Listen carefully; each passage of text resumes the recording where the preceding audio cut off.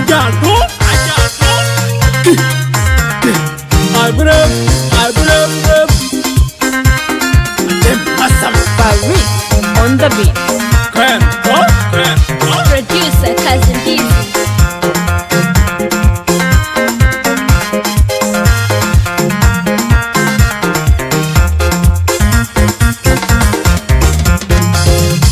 Inwama queen yanga kem kuwadia Nayela kuwega below Gachet len wide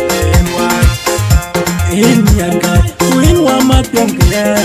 Nayela kuwega below Gachet len wide Inwama queen yanga kem kuwadia Nayela kuwega below Gachet len wide In yanga queen wama kem kuya Nayela kuwega below Gachet len wide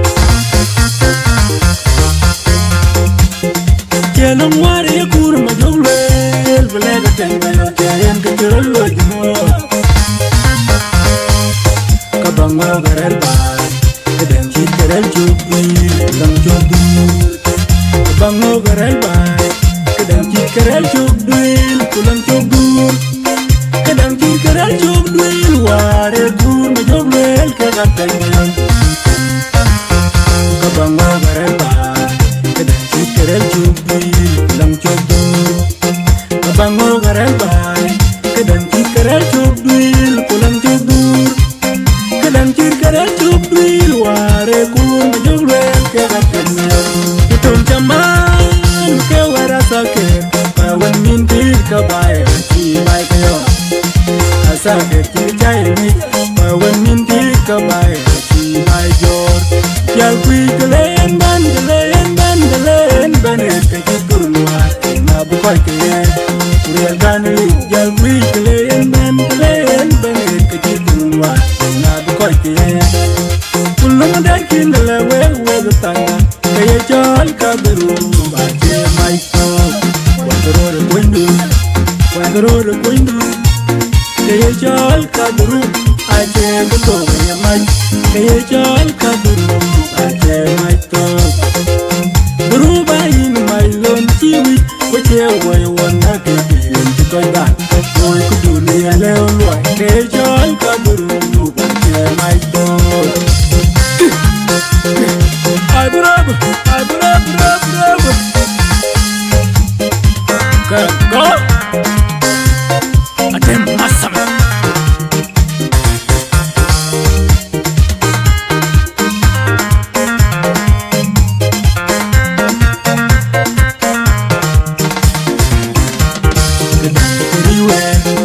Kedang koyu batwatu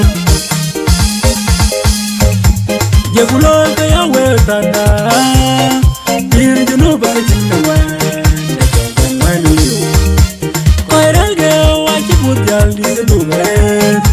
Koirel panjang harel porge odi dendaman Jogong wani Isidana tu budjal kuloyamba Magi inkam kon koma gwer mangalona gwer gande Ingoma wet Wedur kwantien Manabalari albet Magi koma gwer mangalona gwer gande Ingoma wet Wedur kwantien Manabalari albet Kama benangwan kupiye chal ke mangar Akakande kajal deri yeruan Adilari angwawe mangar Long mundu Sudan Kujar kuloy ma Nambay pandar sipo yaw Echenya non yeah Windan yun maswar yang gol Wajinteri Jarwana leonya Umagya dun matiang kwan Nambay beladen yago Tinda kwalwana kwalagwa Magya dun matiang kwan Nambay beladen yago Tinda kwalwana kwalagwa Jagulo kaya wetanda Bir jenu bakajinda Tejabang manuli Indud bandit dul walbol Kedud Amerika Duden Duda jangor Jagulo kaya wetanda Bir jenu bakajinda Tejabang mangar akakambe kejageri yerwan adila yanga emangar kulam dundun sidanu tu ujal kulo yamba go